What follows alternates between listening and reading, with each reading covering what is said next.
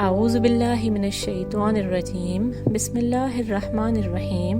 السلام علیکم ورحمۃ اللہ وبرکاتہ۔ آج کی حدیث کا موضوع ہے معوذتین کے ذریعے دم کی تاثیر، اور یہ روایت کی گئی ہے البہقی سے۔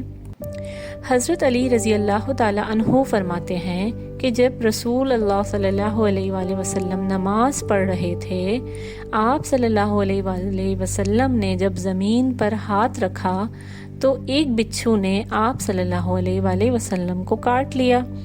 آپ صلی اللہ علیہ وآلہ وسلم نے اپنے جوتے سے اسے مار ڈالا۔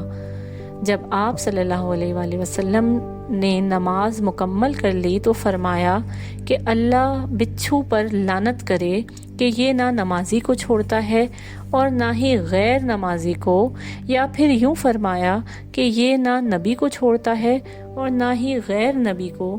اس کے بعد آپ صلی اللہ علیہ وآلہ وسلم نے نمک اور پانی منگوایا اور دونوں کو ایک برتن میں گھول کر اس کو انگلی کے اس حصے پر لگایا جہاں بچھو نے کاٹا تھا، اور انگلی کو ملتے تھے اور معوذتین پڑھ کر دم کرتے تھے۔